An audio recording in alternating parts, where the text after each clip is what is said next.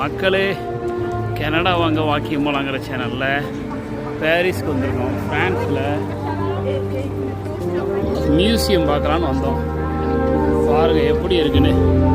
ட்ரெயினை விட்டு இறங்கி மியூசியத்துக்குள்ளே போகலான்னு பார்த்தா நம்மால் எப்படி வாசிக்கிட்டு இருக்காரு. சூப்பராக இருக்குங்க. அப்போ வேற லெவல். நம்ம எதிர்பார்த்த பாரிஸ் இதுதான். பாரிஸ் ஒரு அழகு தாங்க.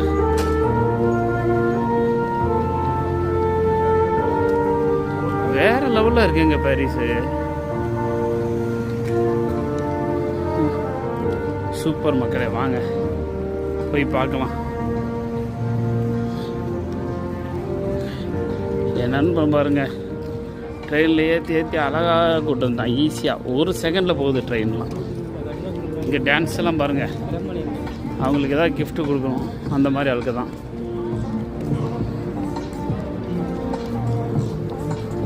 பார்க்கவே நல்லா இருக்குங்க.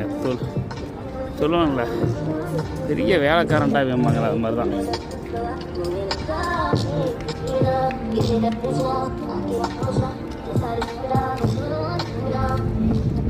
என் நண்பன்கிட்ட சொல்லி ஒரு 10-20 ஃபோட்டோ எடுத்துட வேண்டிதான். வேலை முடிஞ்சுது. பாருங்க, கூப்பிட்டு வந்துட்டாங்க. வீட்டில் கேட்டுக்கிட்டு இருந்தோம், அந்த இடத்த பார்த்தியான்னு கேட்டுருந்தான். இது பேர் என்னடா?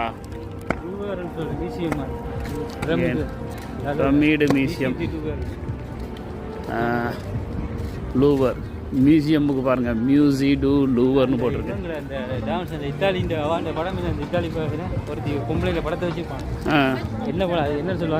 தெரியலையே, இவன் ஏதோ ஒரு இத்தாலிங்க.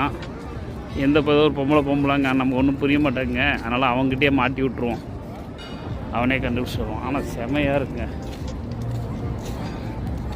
ஒரு பிரமிடு மியூசியம். இப்போ ஹோட்டல் பாருங்கள், உள்ள ஹோட்டல் நடந்துக்கிட்டு இருக்கு.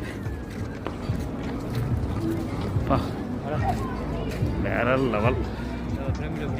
பிரமிடை பிடிக்குது பாருங்க. பிள்ளை இதில் ஏறி நின்னா பிரமிடை பிடிக்கலாம். அந்த மேலே உள்ள அந்த இதை டச் பண்ணுற மாதிரி. நம்மளும் அதே மாதிரி நின்று பார்த்துடலாமா? அடிக்கிற வெயிலில் என்ன மௌஞ்சி தெரிய போகுதுன்னு தெரியல, பார்ப்போம்.